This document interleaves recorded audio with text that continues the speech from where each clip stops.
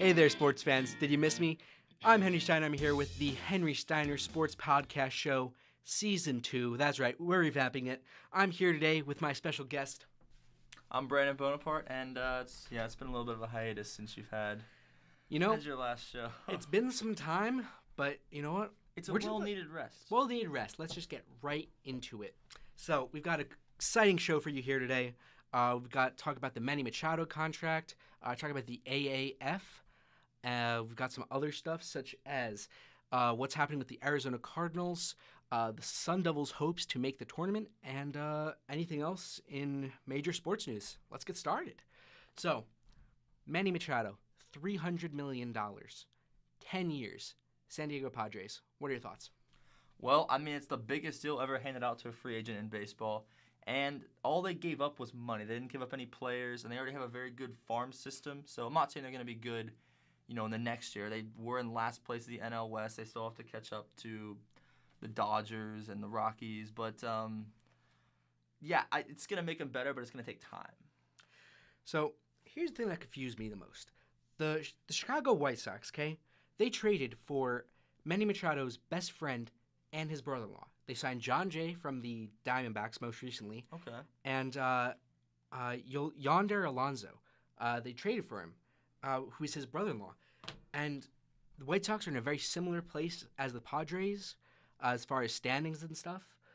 But he chose to sign with the Padres. Do you think it was the money? Do you think it was the farm? It has to be the farm. I mean, the money is obviously he's getting paid the most that anybody's ever gotten paid. But I think if you look at the future of this team, they do have the best farm system in the entire MLB, and it's going to take a while.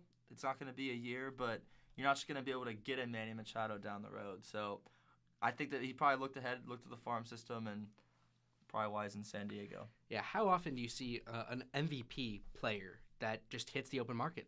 And also, he moved cross-division. Do you think that was also a big thing? Do you think he wanted to play against the Dodgers? And also, how do you think this affects the Dodgers? Oh, I think he was certainly thinking about it a little bit. I think it crossed his mind having to play the Dodgers a ton throughout the year. But it just makes the Dodgers' life all that harder. I mean, the Dodgers are going to be good. They always are. But it just makes their life in the division a little tougher going down the road. Do you think that the Padres can make a World Series? Do you think that this will be enough to push them over, let's say, 2021? Yeah, it's not going to be 2019. Probably not going to be 2020. 2021, I'm saying they're competing. I'm not going to predict they're winning it. All right, well, you know what? I'm going to say it. I say they make it 2022. Padres, I'm booking them for the World Series. Because it's not just one player that does that. But you know what? But farm system, as we've said plenty of times on this show. So I think they get it. So moving on, the AAF, the NFL's counterpart for the off-season. What do you think about this week's games? I mean, also, do you have a favorite team? Do you have a team that you really want to win the AAF? I'm going to have to root for the hometown team, the Arizona Hotshots, but at this point, I'm just kind of looking. I'm trying to get attached to a team. I really like a lot of their jerseys are pretty cool. They're not as classic as the NFL jerseys, obviously, but they're sleek in their design, and like the Orlando Apollos have by far my favorite jersey. But team root for probably the Hotshots. We just have to wait and see. Well, the Arizona Hotshots are not a bad bet. They are right now one of the only undefeated team left in the West Division at 2-0. Best roster. Best roster, and they are one of 3 undefeated teams, along with the Birmingham Iron and the Orlando Apollos. I think the West Division is definitely the most consistent. Oh yeah, Birmingham limped to a victory. Birmingham linked to a victory over the Salt Lake game. Stallions, and the Stallions lost to the Hotshots, which, I mean, you saw how good they were last week. Rashawn Ross, number 15 on the Hotshots, is currently leading the league in receiving touchdowns and tied for the league in total touchdowns by non-quarterback. He's been impressive. Do you think he can get an NFL shot from this league? It's really gonna have to see how it plays out. I'm not gonna know, because obviously if you're given an NFL, he's gonna have to play 12 straight months. If he gets an NFL offer right after and plays in the fall, I don't know how that would work, but yeah, I think this league could turn into a farm system for the NFL. I don't know if it will, but that's something that certainly could be taken into account. Yeah, I could definitely see that. It's one of the kinks they have to work out. Speaking of kinks in the AAF, Really good transition right there. The AAF has reportedly, they actually went out of business after their first week. Luckily, an NHL owner had invested $250 million to keep them afloat. What do you think about this? Do you think that did you really think that the AAF could be that fast, one and done?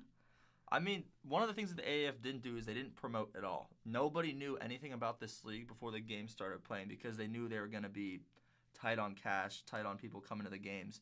But, we've seen it with the USFL before back in the 80s. It's hard. It's hard to compete with the NFL. We're just going to have to wait and see how it plays out. But that's $250 million already. Sheesh. So the implications of this investment. So the Carolina Hurricanes majority owner Tom Dondon is now considered the AAF's new chairman after $250 million. That's a huge investment. I know he's an NHL owner, but Yeah, $250 million on a startup. He's gambling a lot here. Do you think he's getting out here? All right. Do you think the AAF will succeed eventually? Do you think it will become a good farm system for the NFL? Good place for people who aren't, let's say, who just need another shot. Do you think the AAF will be successful? I think they can't they can't puff their chest out too much yet. I think that's what happened with the USFL. I watched a documentary over that actually, and they just once you start trying to take away from the NFL, then you're just gonna fail. They're not gonna overtake the NFL anytime soon. But as far as being a successful league, they're just going to have to remain consistent and just honestly see how it plays out. It's really early in the season. It's week 2. So you're saying just know their role. Know their role. Keep their side of the street clean, and you think they'll be just fine? We'll have to see. How often does a football league start up that rivals the NFL? We really don't have anything to base it off of unless the USFL or the XFL is coming too. So. All right. Well, next on our list, we're talking with the local team, the Arizona Cardinals. They recently signed tight end Charles Clay to a deal worth 1 year, $3.5 million. What do you think about this? Well, you see, he's a veteran guy. He's been around. He saw a dip in production last year a little bit, but it's not too lucrative of a contract, and it's a guy who's been there before, and their other options, Ricky Seals-Jones, so I don't really see a problem with it. I think it's definitely it's a good move. Obviously, he's not going to be the starter for years to come. But Josh Rosen, he needs some developmental help. And here's a guy who, in Miami especially, he was able to do it all. He could line up at fullback. He could line up at every position, wide receiver. In Buffalo, took a hit.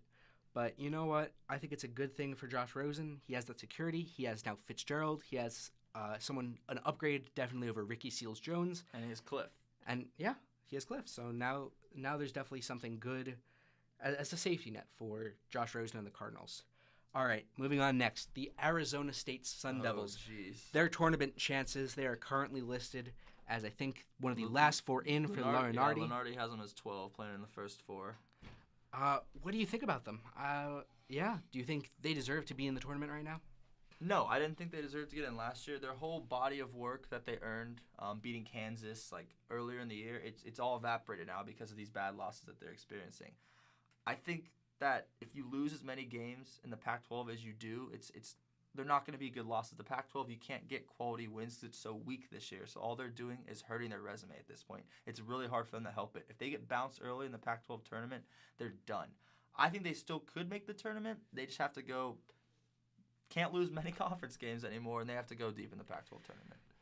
I think they have 4 Quadrant 1 wins, okay? They were the first this is in conference. They were the first team to beat Washington in conference. They have 2 Quadrant 4 losses, which were against Princeton and Washington State. I think as long as they don't have an early exit like round 1, I think they can honestly keep it up. I think they should be in the tournament. I think last year they should have been in. But, we'll see how it goes. But I think they will, but, they shouldn't. I don't agree with how the committee does that, but they look at the full body of work. You have those good wins early, then, yeah. And they did beat Washington recently, but after a loss to Washington State. They're an anomaly. All right, Brandon, I'd hate to interrupt you, but unfortunately that's all the time we have. You can hear the outro music. I'd like to thank you guys all for joining us here on the Henry Steiner Sports Podcast Show, Season 2.